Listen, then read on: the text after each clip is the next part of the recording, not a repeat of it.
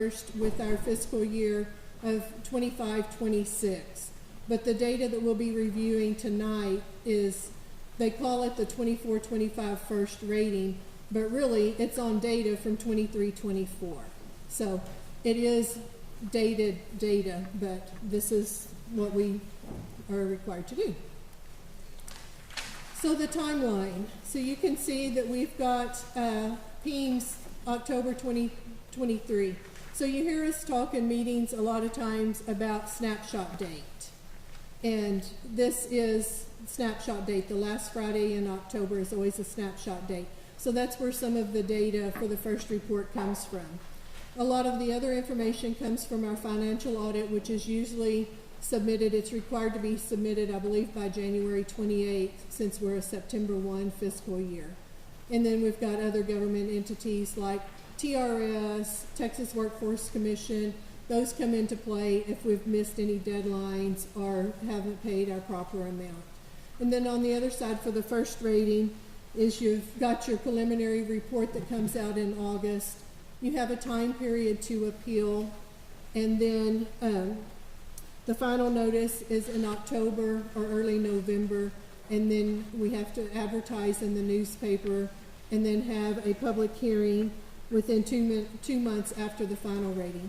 We didn't appeal our rating. There wasn't anything we could appeal it on, so I like to just go ahead and get it done, and we have it behind us, and we can concentrate on our financial audit, etc., throughout the rest of the year. So the financial integrity rating system, A is superior, and that would be a score from 90 to 100. B is above standard, which would be a score from 80 to 89. A C is meet standards, which is a 70 to 79, and anything below a 70 would be a substandard. And the ratings were the same for both years, because we're also required to compare where we were with the previous rating. All right, so the district status, and you will see for 24-25, and again, that's on 23-24 data, is that we were a C, we meet standard achievement. We had a score of 74, and there were 21 indicators. Previous year, we were a C, we had a district score of 76, and we had the same 21 indicators. So I know these are a little bit hard to read, but if you do not, some of them are ceilings, some of them are you met it or you didn't, and some of them have just a score. So the first 5, you either make it or you don't. So if you don't complete your financial audit on time and you get a no, you've automatically flunked the first rating. Those are not very friendly. It's either you did or you didn't. So the first 5 we'll talk about because they are so significant that either you make it or you don't. So I know it's kind of little and hard to read, but number 1 was the complete annual financial and data submitted to TEA within 30 days of the November 27th or January 28th deadline, depending on the school district's fiscal year end date of June 30th or August 31st. We met that deadline. Number 2, was there an unmodified opinion in the AFR on the financial statement as a whole? We did get an unmodified opinion, which is the best opinion you could get. Number 3, was the school district in compliance with the payment terms of all debt agreements at fiscal year end? And again, we met all our obligations. Number 4, did the school district make timely payments to the teacher retirement system, Texas Workforce Commission, IRS, etc.? We met all obligations. Number 5, was the total net position in the governmental activities column in the statement of net position, net of other pension liabilities and other post-employment greater than 0? Yes, we passed that. So the next slide, this is where we lost significant amount of points, and we'll talk about those. Number 6, we'll talk about too, was the average change in fund balance over 3 years less than 25% decrease, or did the current year's assigned and unassigned fund balance exceed 75 days of operational expenditures? We did pass that. Okay, so number 7, we received 0 points out of the 10. Was the number of days of cash on hand and current investments in the general fund for the school district sufficient to cover operating expenditures? And we got 0 points. We had 29.93 days cash on hand. Number 8, was the measure of current assets to current liabilities ratio for the school district sufficient to cover short-term debt? We lost 4 points on that. The range for us, the range should have been a 2.5 to 2.0. The district was right about in the middle at 2.36. So we didn't lose all the points on that, but we did lose 4 points on that particular indicator. And number 9, did the school district's general fund revenue equal or exceed expenditures? If not, was the school district's number of days of cash on hand greater than or equal to 60 days? The 23-24, we did have a deficit budget at the end. We ended up, and like I said a while ago, we only have 29.93 days worth of cash on hand. So we did not receive any points for that indicator. So right there, that's 24 points out of the 100 that we automatically did not get due to our cash position. Indicator 10 is not scored. Indicator 11 talks about the ratio of long-term liabilities to total assets for the district sufficient to support long-term solvency. We did get 10 points on that. 12 was the debt per $100 of assessed property value ratio sufficient to support future debt repayments. We did earn the maximum 10 points on that. The next one was the school district's administrative cost ratio equal to or less than the threshold ratio. We lost 2 points on here. We lost 2 points because of 3 1/1000ths of a point. The range runs from 0.1151 to 0.1401, and the district was at 0.1183. So not a big point difference there. And on that indicator, they divide you up by enrollment and that. And I think our enrollment runs that we are classified in is from 1,000 to 4,999 is what the group that we are compared to in there. Number 14, did the school district not have a 15% decline in students to staff ratio over 3 years? We passed that score. It was not for 23-24, but when I say it was not scored for 23-24, that's really 22-23's data. Again, the data is a year behind. Keep that in mind. 15 was the school district's ADA within the allotted range of the district's biennial pupil projections submitted to TEA. If the district did not submit pupil projections to TEA, did it certify TEA's pupil projections? I know earlier in the year we spent a pretty good amount of time talking about pupil projections, but this is a place that it is important. 16, did the comparison of PEIMS data to like information in the school district's annual financial report result in a total variance of less than 3%? We passed that. Our variance is usually way less than even 1%. All right. I think I needed to go there. Okay. 17, did the external independent auditor report that the AFR was free of any instances of material weakness and internal controls? We passed that indicator. 18, did the external independent auditor indicate the AFR was free of any instances of material non-compliance for grants? We got 10 points out of 10 on that one. Number 19, did the school district post the required financial information on its website in accordance with government code?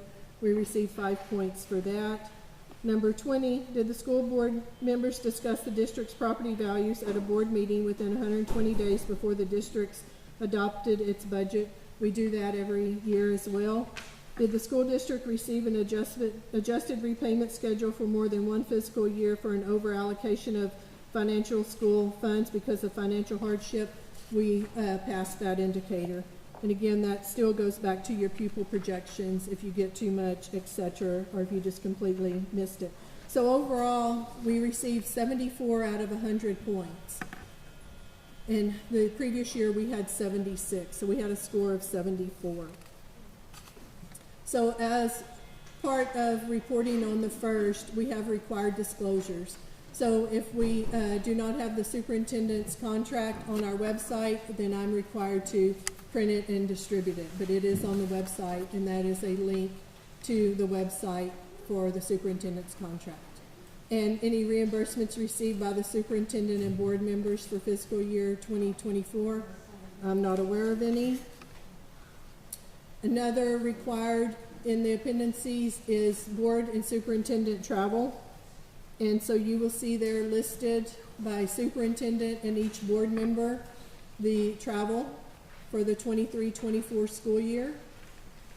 How much was meals, lodging, parking, transportation, other. Other is always the registration. I don't know why they don't call it registration, but in the form we're required to use, they have it as other. So you can see the totals there. All right, as another one is outside compensation and or fees received by the superintendent for professional consulting and or other personal services. None were received. Gifts received by executive officers and board members and first degree relatives, if any, for fiscal year 2024. None were received. All right, another item we're supposed to report is business transactions between school district and board members for fiscal year 2024. So during this time period, Mr. Fernandez and Mr. Suarez both do athletic officiating, which is very much allowed. It's just something that has to be reported. And so we complete that reporting here. And any other information the Board of Trustees and School District determines to be useful. We did not determine anything else that we needed to report. So our intended learning outcomes, as we discussed the purpose of the first report, our rating and the data year, the timeline that we followed to get our rating. We reviewed the scoring rubric, reviewed what rating the district received, the indicators that the district received and that were scored, and the appendices. So at this time, I would open it up for any questions from the community.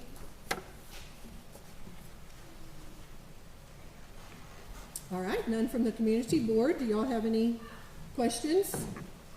You know the amount on the district one day? I'm sorry? You know the amount, what's the amount on the district one day? Well, I mean, we have, what, a $40 million budget. And, I mean, do you want to say we run the district over 100, the number of days the kids are there, or over 260 days? What do you want to consider? When you had it 29 days, that's what we had. I was just curious if you knew off the top of your head. Let me see what they determine.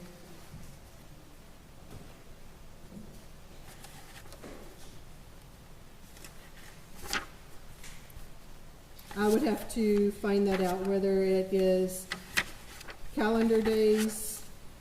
I can find that out. I had a question, not about the exact question. I just have a question about the days, with those 7 and 9 meetings. The cash on hand, current investments, it's have to be 30, is that what it has to be? Needs to be 60, and we would want it to be 90 days. We want 90 days on hand. TEA a lot of times tells you to have 90 days, 3 months worth in fund balance. And most of the time what you have in fund balance, not all the time, but it's pretty much in your cash, because we don't carry a lot of inventory. You know, our receivables aren't that great. I mean, at the end of the year, between federal programs and stuff, and if the state owes us money or we owe them, it could be a receivable. But anyway. This is only on the general fund. Yes, ma'am. And number 13, we lost 2 points. I know this was 24, 25, but what did that, how do you lose points? I don't know anything about this, I'm just wondering what. Well, we missed meeting the administrative cost ratio by 3/1000ths of a point. So our expenditures were just a hair more than what they needed to be for that range.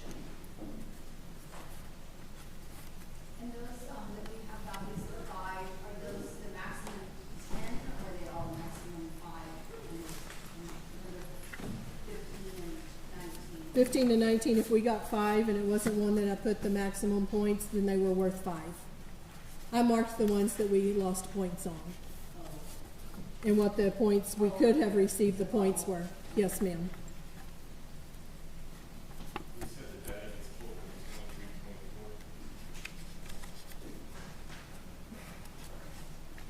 24. I know it's confusing that it's 23-24 data, but they call it the 24-25 first rating, and we're already into 25-26.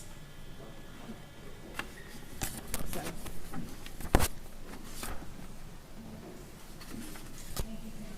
Yes, ma'am. Thank y'all. Item 4, adjournment. I entertain a motion for adjournment.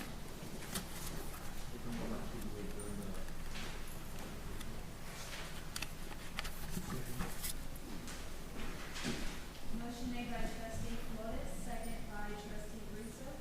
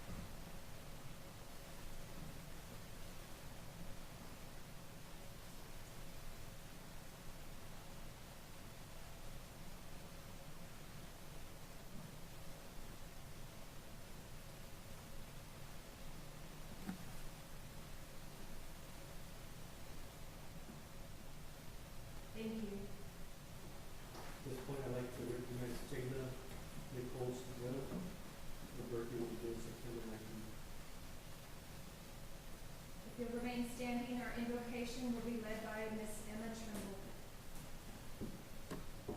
Let's bow before the Lord. Father God, we come before you again this evening, and again truly invoking and calling upon your presence, calling upon your Holy Spirit to move upon the hearts and minds of all that are here, God. I ask, Lord, that you would remind us that at the end of the day, it's about honoring the 19 children, the 2 teachers, and the spouse. It's about honoring those, Lord. It's about us putting our best foot, our best heart forward to hear and to receive from you. And I truly ask, God, that you would step in here today, that your wisdom would rule here, and that everyone here would call upon you. Remember to call upon you, the all-wise God, the all-knowing God, because you're the only one, Lord, that can make things right. Bring forth your presence, Lord, I ask. In Jesus' name, amen. Will remain standing for the Pledge of Allegiance. I pledge Allegiance to the flag of the United States of America and to the republic for which it stands, one nation, under God, indivisible, with liberty and justice for all. honor The Texas flag, I pledge allegiance to thee, Texas, one state under God, one and indivisible. Thank you. You may be seated.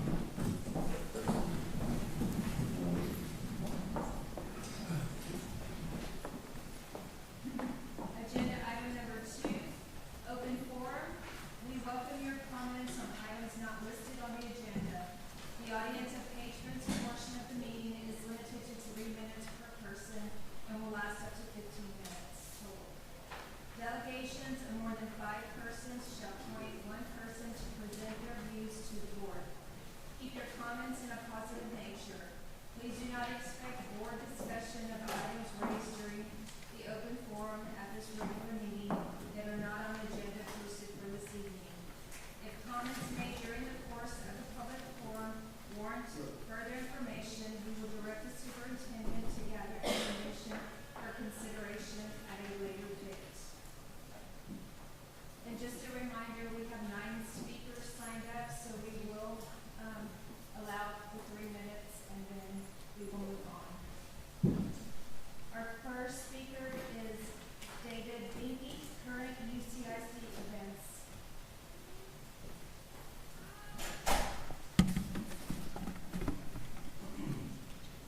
Can I get a 10-second count? All right, thank you, board members, members of the community. Since May 24th, 2002, families, teachers, community members, concerned citizens have been sharing their heartache and their grief with the board. Since then, we've seen decline in enrollment, poor test scores, more recently, ransomware, disappearing students, 100 students gone somewhere, can't pass the school bond, teachers getting injured with fights on the first week of school, and the cell phones are recording it because there's a ban on cell phones. That sits really, really well. But is this an isolated event? Or is this just part of the slow state of continuing crisis Uvalde has? You had a 47-year lawsuit. Do you think that has something to do with where you are now? This breakdown in legal representation. You have the same attorney advising the administration, advising the boards. Any competent district, you have 1 attorney for the board to keep you separate from the administration. Is that a conflict of interest? You need somebody representing the board, because if you have the same attorney representing the administration, who may not be telling the board accurately and fully, because the board doesn't know. The board doesn't understand the intricacies of special ed and finance. I've watched this for a long time. So at this point, I think you're at a certain grid. You face two stark choices, in my opinion. One is get it right with legal representation and get a consultant independent of the community, the money, the generational trauma, and everything. Or get somebody who's going to tell you the truth about what's here in Uvalde CISD. Or go out of business. If you can't fix it over this length amount of time, we're going into our 4th year. What are you going to do? 4 more years? How much trauma and other emotions that are not happy ones are you going to visit on the students and teachers of Uvalde? It's gone on for way too long. For 3 years, people have been coming up here pouring their house. Yes, there's attempts. Sure. But you're at that point now. You're at that inflection point. You're at that crucible. You have to make a decision. Okay, I'm back. I had to leave for a while, but I'm back living in Uvalde. And at this point, I'm not going to come up here and keep saying the same thing over and over. The shooter, look at the record. She was Tier 3 RTI. That may not mean anything to you, but I bet you Ms. Clovis did. If you're Tier 3, you should be in special ed. Art 504. Did you analyze the records they released, finally? Are you going to take action on that? Or are we going to keep repeating the same pattern over and over because you don't release the records and you don't have transparency? Thank you.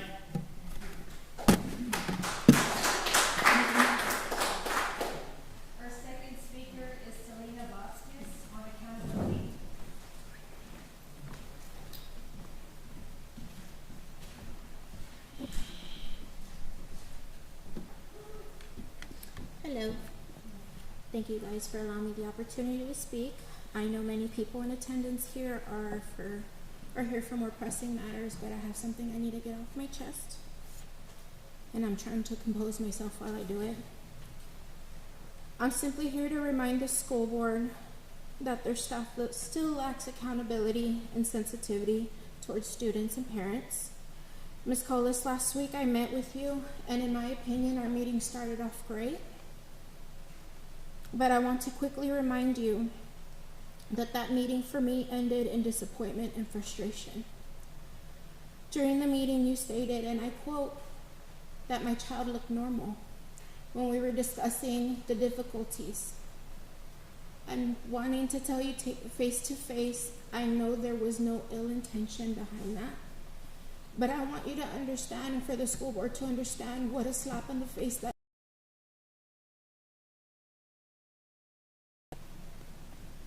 I want to point something out, and I don't know if it's allowed.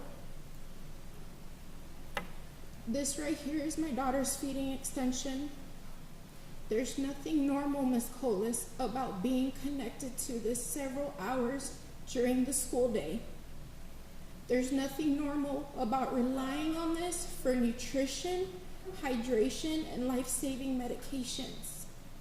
The last school board meeting that I attended, I asked the school board to help me please come up with some type of program, some type of training, something for the students. But unfortunately, after my meeting with Ms. Colas, I'm asking that you extend that training to your staff members.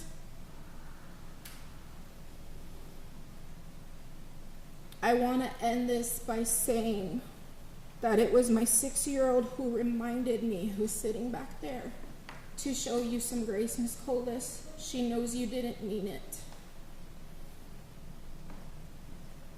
She told me that the best way to address this, instead of being mad, is to extend my offer again and volunteer my time to help you create some type of program where this could be addressed so this doesn't happen again.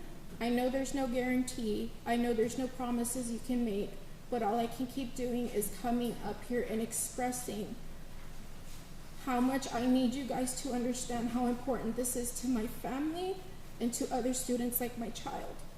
And to remind you guys that not all disabilities are visible, so please be mindful of what you're stating, especially in front of a student. They remember those things and they take those things home with them. Thank you.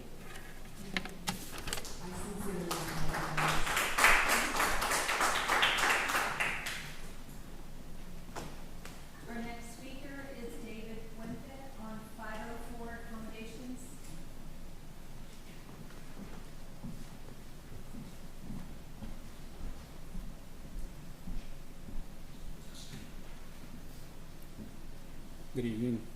Thank you for the opportunity to be able to speak. One of the things I do want to talk about, and I'll make it brief, as far as my daughter's nursing care, we do have a little lapse in nursing. You know, the nursing that we do provide, the private duty nursing. So she hasn't been able to attend school. One of the reasons being is because we tend to go back and forth about whenever, you know, the nurses do have days off, you know, they have family emergencies, stuff like that. My daughter isn't allowed to be at the school because they don't have anybody trained enough in order to provide the care that she needs during the day. And one thing that I did find during my research was that the Texas school districts must provide necessary nursing care to disabled students to ensure they receive a free, appropriate public education under federal laws. So that is something that I do want to see, I guess, action taken on, see what kind of resolution we can come to, because my daughter just wants to feel included. She's already got enough going on. So she sees that she's not able to go to school when her nurse isn't there, so she feels left out. And, you know, I understand a big deal for y'all is inclusion for the students. How is that inclusion when y'all don't have necessary nursing staff to be able to provide for any and every disabled child that's, you know, in any campus throughout the district? You know, and then one of the things I do hear frequently is we don't have the budget, we don't have the money, we don't have the manpower, you know, we don't have enough staff, we don't, you know, we're real short-handed, and it's kind of disappointing to me when I hear that on a regular basis, but then it's coming from the same district that, you know, is expecting to properly staff and maintain a new multi-million-dollar facility, but they don't have the money to be able to hire or train the nurses properly to have my daughter be able to, and other students, not just my daughter, but have all these other students be able to, you know, attend the, you know, every day. And that's, you know, something that I do see the hope of resolution in. I didn't really get any answers from the school she attends, so I thought I'd come over here and speak with y'all about it and see what we can come to, and, you know, make it known that this is what's going on. Because I don't know if it's made it to you from the school. That's all I have, and appreciate it. Thank you.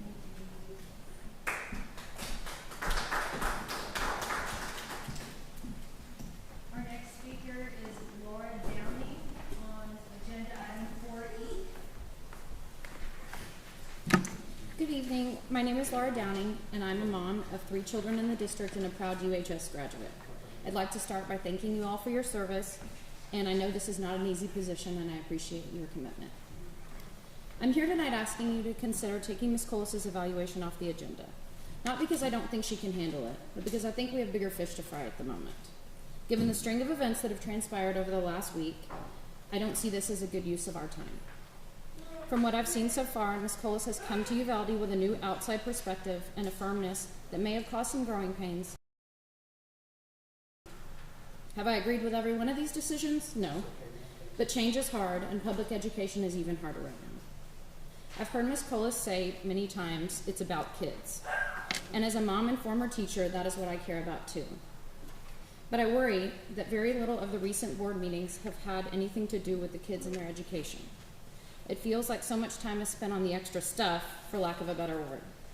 And while those might be important to some, I listen as a concerned mom who is looking to hear what the plan is to move our district ahead. And I rarely hear anything about this. Each meeting feels like it brings a new headline that is taking more time and money away from what our collective goal should be, and that is educating our children. I think most parents want to hear what the improvements are that Ms. Colas and our district staff are making without interruptions or criticism.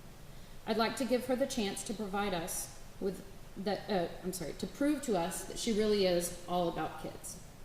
As a community, we have encountered so many obstacles and difficult hurdles, but at the end of the day, we are a community, and we owe it to our children to prioritize them. I pray that we keep this at the forefront of all of our decisions, and we come together to share the positive future that UCISD has in store. Thank you for your time and commitment.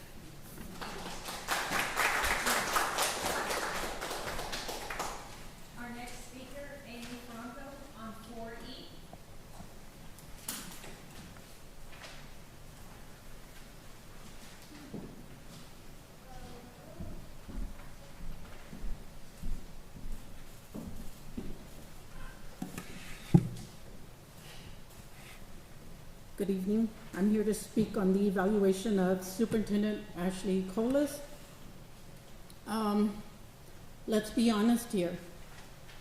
Our district is failing and leadership is failing as well.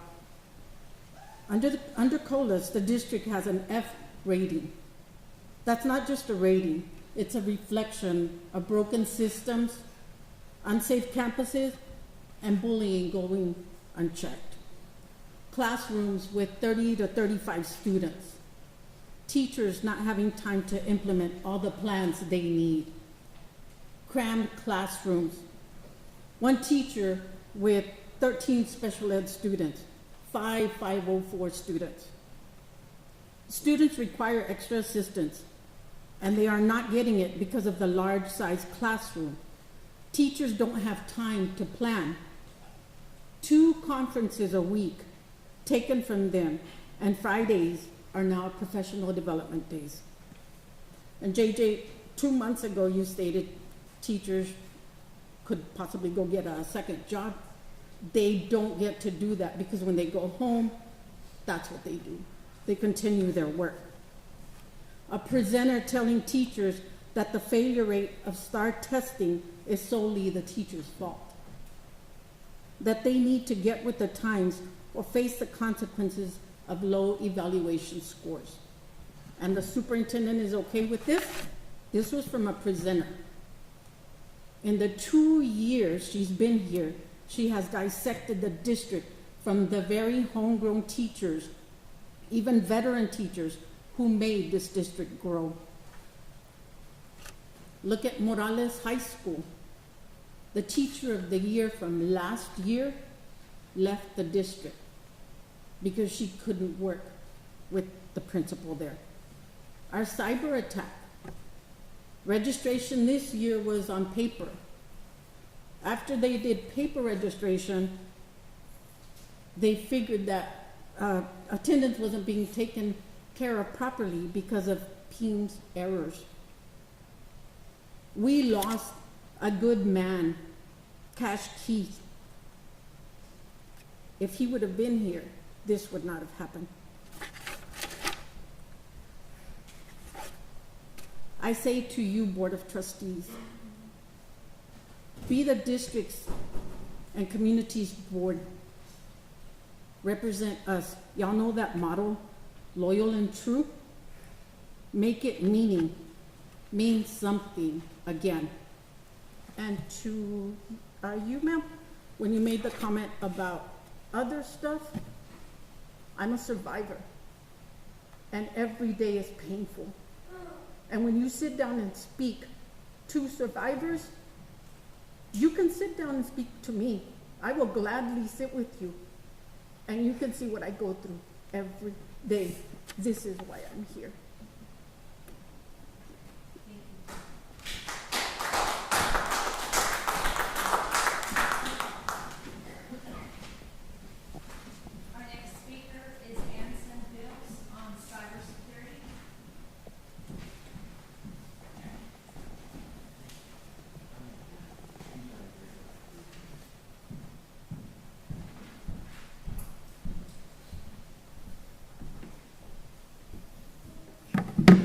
Good evening, parents and guardians.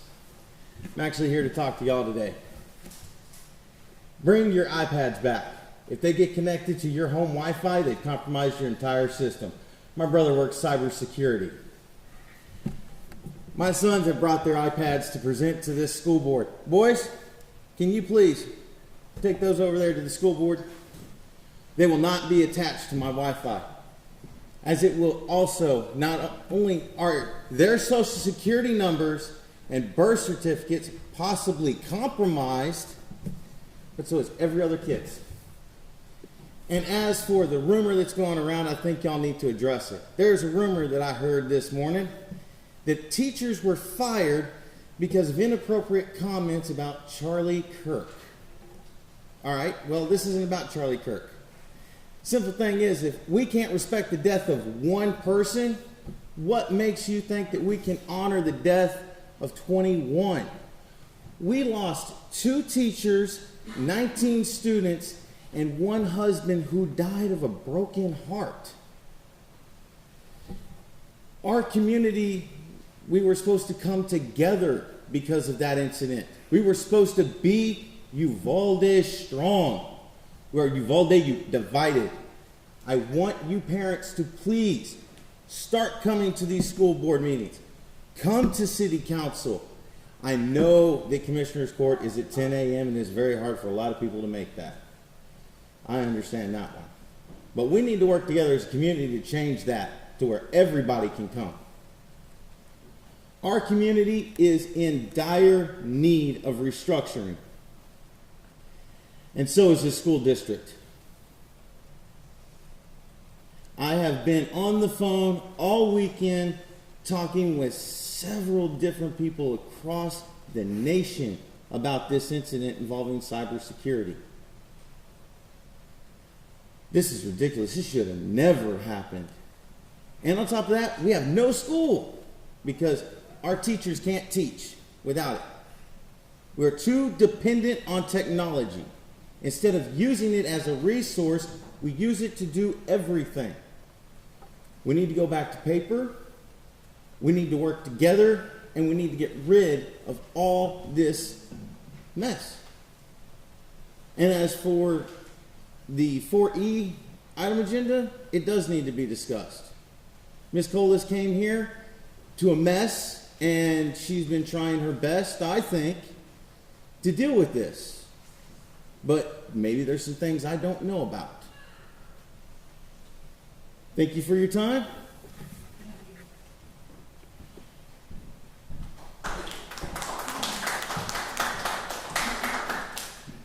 Our next speaker is Priscilla Moreno, item D and E.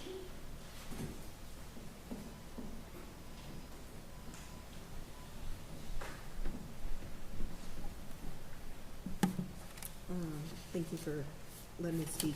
The item that I wanted to speak was on 4D&E, regarding the Mireles consent decree. I wanted to ask, didn't we already make a decision on this? The last time you all told us that you were gonna make it right, you were gonna be, get legal to give you guys advice on what to do. We all suggested that the people that were already with their time on the board had expired, we asked y'all to step down. So that one's one of them that I wanted to ask. Why are we asking this again? I thought we already discussed this and made a decision on it. As far as Ms. Colas, the last meeting or a couple meetings back, I did ask if the board was going to be discussing her termination for insubordination, and we're back at it again. So that's what I wanted to know. Are we going to decide on something today? Okay. Thank you.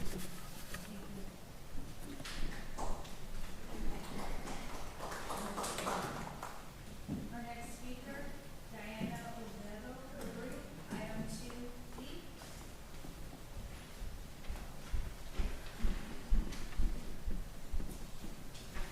Good evening, Diana Olvedo Carew. I did want to address the trustees again this evening regarding the Mireles decree. I don't know how many months back this school board made a commitment to this community. You all came out of your executive session, every single one of you. I don't believe you were on the trustee board yet, Ms. Ayala, but everyone else made a commitment to this community to make things right, that you were going to have your attorneys take that decree and seek some advice from the federal court, that a resolution was going to be prepared, making suggestions from this school board so that the court could come back to you with, this is how you need to move forward. All these months later, not a single word about where you are with that, what your attorneys have or have not done with that directive that you must have given them, that you made a commitment to this community publicly that you would address. I received some information that was requested from the DOJ, public information, so it wasn't shared, inappropriately or without authority. And this, to my understanding, is going to be looked at to validate that you guys are okay. 4-year terms, DOJ said you could do that, not a problem. The problem is that in this document, you did not reference the Mireles decree. Only the Morales decree was referenced. And in that decree, the court did say, you've done your time, we've observed you, you guys are good. You've pretty much done everything you were supposed to do regarding the segregation issue. But the Mireles decree came after. The Mireles decree gave you another directive. It said 3-year terms, staggered terms, and you could not veer from that decree until such a time as the court allowed you to. And so you're still under the Mireles decree, the requirements of that decree, and I fail to see why your attorneys and you as trustees elected to represent this community, Ms. Colas will do the work that the board directs her to do. Either you haven't told her to follow up and make sure that's getting done, or nothing is moved because this board has done nothing with this. I don't understand what the problem is with this board, why things do not get done. Lastly, I'll reference Slate Creek. Where are the appraisals? When are we going to look at selling properties? Thank you.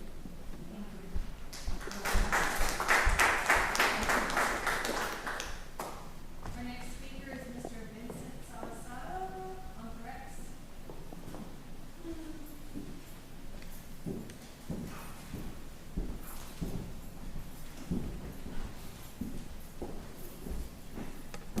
Hello, everybody. You all know me already. Been here for quite a long time, 3.5 years, maybe even more. Now, I just found out that our school board has been, somebody threatened our school board. Okay. Under those kind of threats, how is our school board supposed to function if we don't have security for them? Like we don't have security for our children. I said, they're blaming the superintendent. She came into a hornet's nest because Harold and the one after him and the one after him, they couldn't do it. But put the blame on somebody new, it's easy, brush it off. But that's not right. None of these members here should be threatened about what's going on here. The ones that need to be accountable, like I said before, are not here. But you guys should not be held accountable for what happened that day. And it's only because of the fact that we're trying to do something for the children and not for the pocketbooks of the rich. I'm sorry. This guy that just got shot a couple days ago, okay, he was for guns. And what killed him? A gun. And that's what we've been fighting, is just common sense law. Why can't we have common sense law here in Texas? And if we can't, why can't we do it in Uvalde County? Somebody's got to start somewhere. I've been to some of the meetings where I've talked to the Speaker of the House. They're at the college with Tracy King. He says, well, my people from my district do not want to raise the age limit. Okay, so why did you come and talk to us? There was no reason to bring somebody else to put salt on our wounds. And mine is a very deep one when it comes to my granddaughter. And it's very deep to a lot of the people here that lost children. Now, to me, I'm here. I don't need to be here no more, but I'm here because other children that are gonna follow, and they need to be protected. And it's up to our school board to do that. So, with that said, you guys, it's in your ball, in your court. Thank you.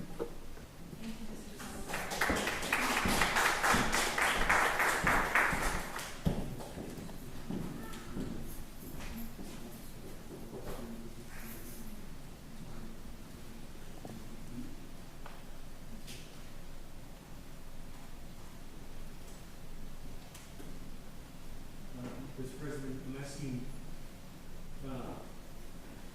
Selena Vasquez and David, with all the comments were great. But Selena Vasquez and David, I'm asking the superintendent to please make sure you follow up on it as you do and provide us with some sort of overview of how this thing will address this issue. And I apologize for not being in this situation.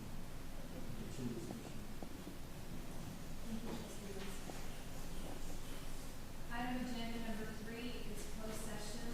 The closed session will be held under provisions of Texas Government Code Chapter 551, Sections 551.071, 551.074, and 551.076. 8. Consultation with attorneys and representatives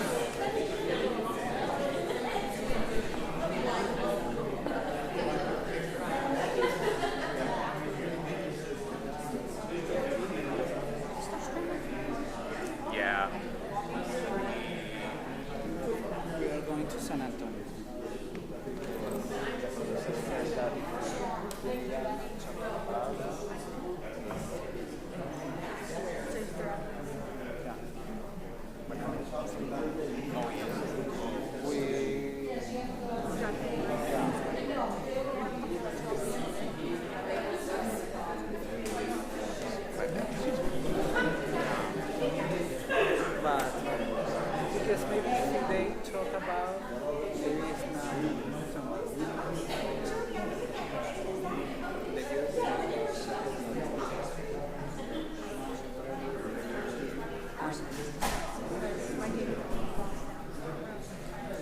the outcome, I was trying